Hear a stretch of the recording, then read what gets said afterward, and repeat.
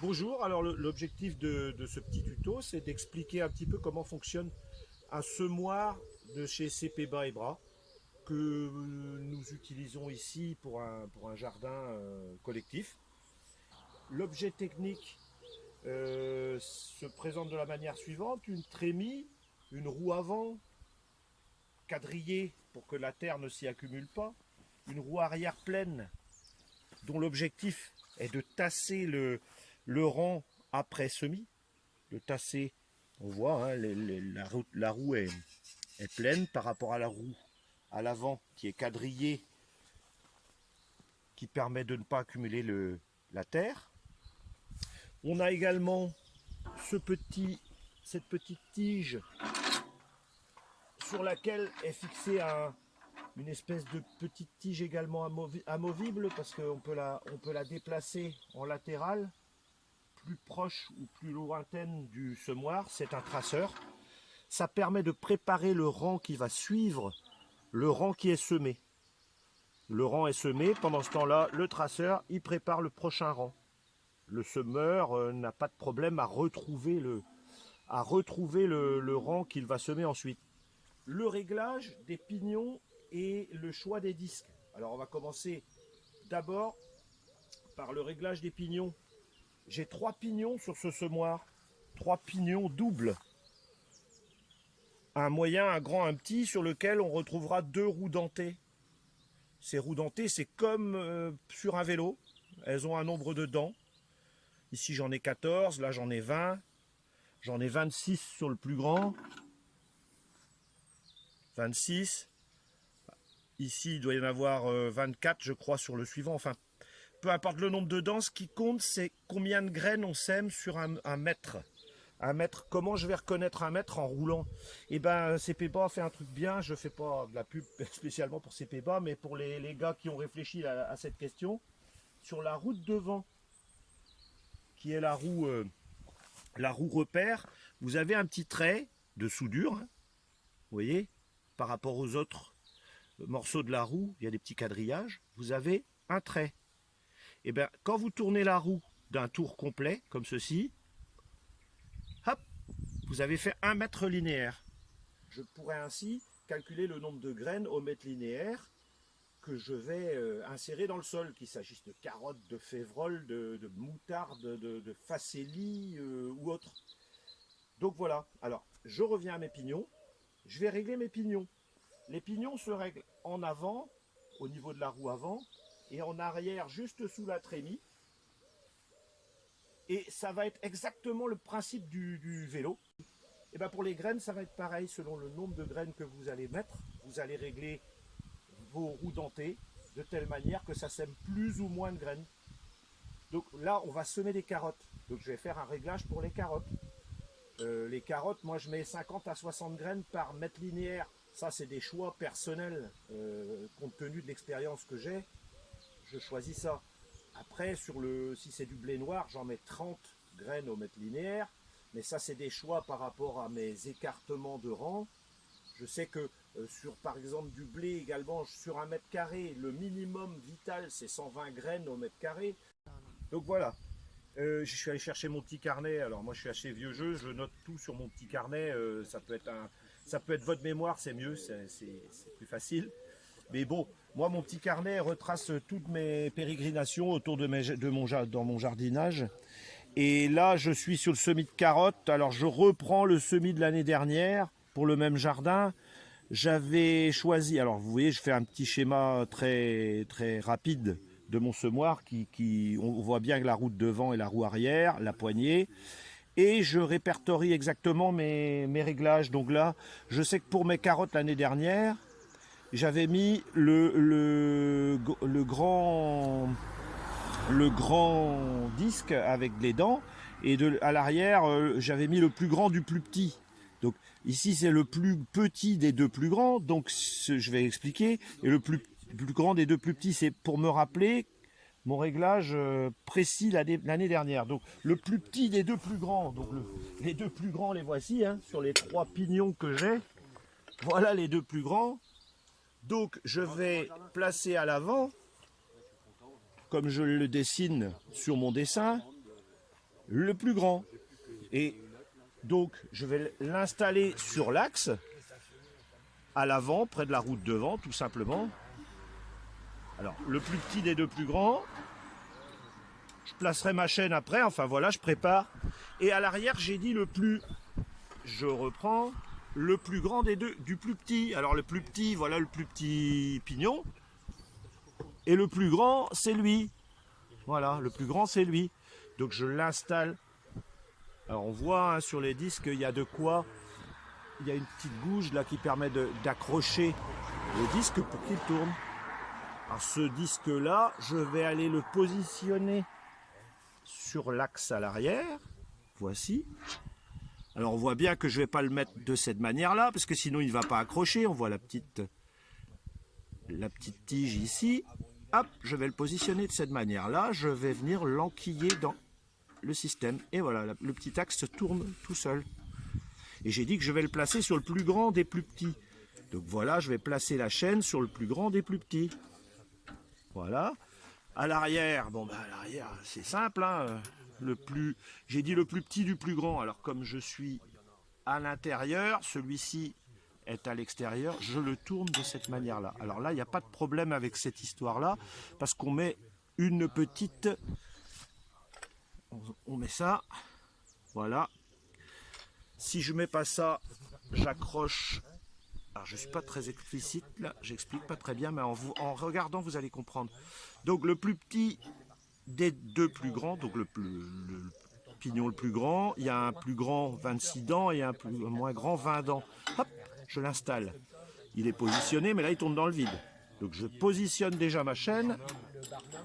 Alors la chaîne, je la pose. Par contre, elle est toute ramollie parce qu'ici, il y a un tendeur de chaîne. Alors là, il est tout mou puisque je ne l'ai pas tendu. Donc je le tourne, je le tends avec les doigts et je positionne ma chaîne dessus-dessous. Je refais. Donc là, il est détendu. La chaîne est toute molle. Je tends le tendeur et je place la chaîne en dessous, au-dessus et je lâche. Ma chaîne est tendue. Voilà. Donc ma chaîne est tendue. Par contre, quand je tourne la roue, mes pignons ne tournent pas. Donc ça ne sèmera pas. Pour que ça fonctionne, je vais placer ma petite goupille. Il y a un petit trou, hein. On va trouver le petit trou ici, là. Hop, ça y est, le petit trou est placé. Et je place ma goupille.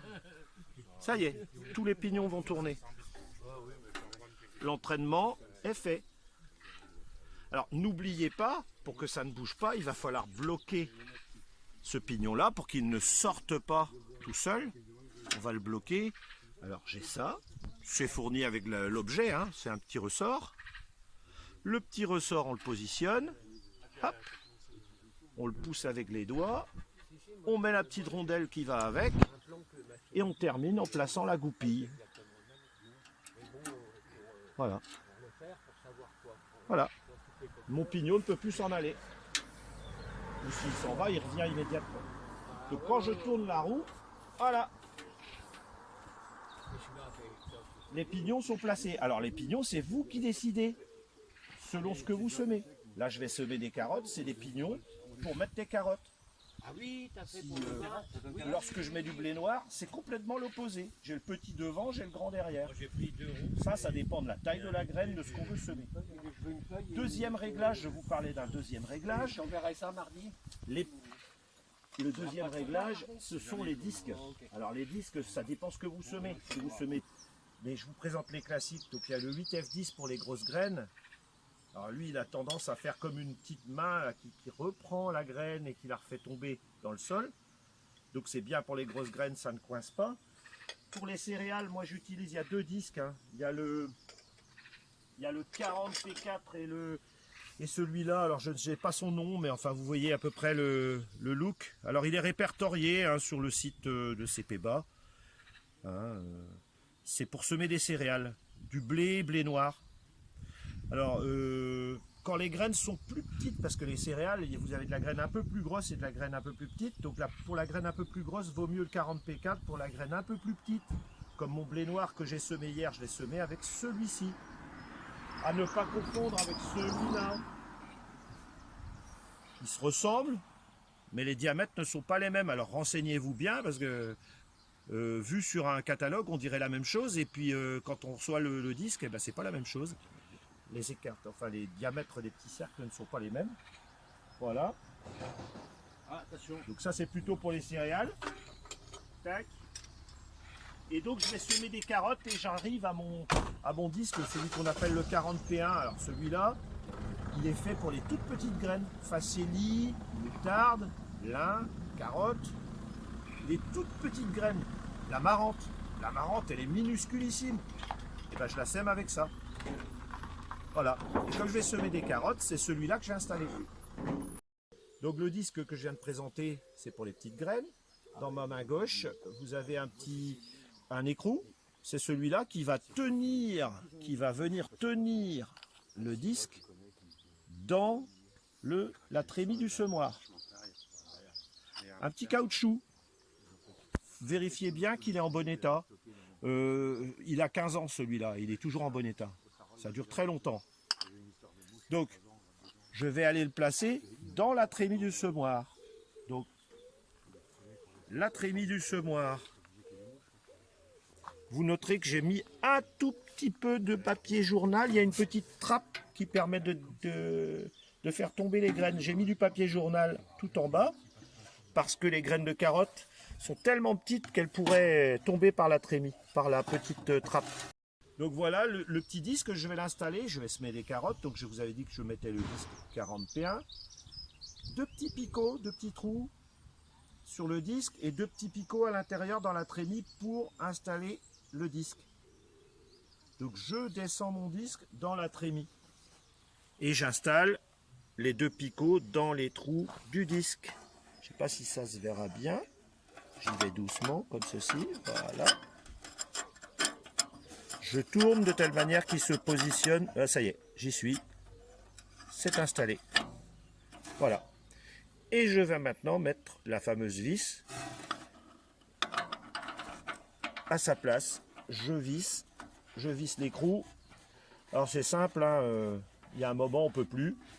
Donc c'est pas la peine de serrer comme un fou. Voilà, ça y est, j'y suis. C'est assez serré. Il n'y a pas besoin de serrer à mort. Hein, c'est pas... Et donc lorsque je tourne la roue à l'avant, ça va faire tourner mon petit disque. Les graines sont au fond de la trémie. Le disque ramasse les graines et les remonte juste au niveau de la sortie de la trémie, ici. Vous voyez le petit disque qui tourne? Les petites graines vont monter, elles vont tomber dans le petit tube via le petit sillonneur, là, un objet en métal qui fait un sillon et les graines tombent en dessous. Voilà. Une pièce technique à fixer dans la trémie, cette plaque avec une petite poignée là, vous voyez, qui ouvre ou qui ferme la plaque, un petit peu comme sur une charrette, sur la charrette d'un paysan, grande charrette, c'est le même principe, on va laisser plus ou moins de graines passer. Cette plaque elle sert à éviter que les graines elles débordent et qu'elles ne tombent pas dans la terre mais à côté dans le sillonneur, mais qu'elles tombent à côté et que le semis soit loupé. Donc elle est à positionner dans la trémie, comme ceci. Voilà, elle se positionne toute seule, voilà, comme ceci. Parce que de telle manière que les graines soient dans la partie gauche, et c'est nous qui décidons à quel rythme elles vont descendre près du disque. Quand on met beaucoup de céréales, quand on sème une grosse quantité, on remplit la trémie. Si la trémie est remplie et qu'on ne met pas cette plaque, je l'enlève, les graines vont arriver trop nombreuses auprès du disque et on ne va pas semer de façon correcte. Toutes les graines vont tomber dans le sillon. On ne va pas semer le nombre de graines qu'on avait prévu. Donc pour des grosses graines ou des graines en grande quantité, on met cette plaque. Lorsqu'on ne sème pas beaucoup, je ne mets pas la plaque. Ce n'est pas nécessaire, parce que je n'ai pas d'une quantité qui nécessite de retenir les graines. Mais lorsqu'on sème du blé noir, une grosse quantité de graines de tournesol, à ce moment-là, on met cette plaque. C'est un choix. Voilà.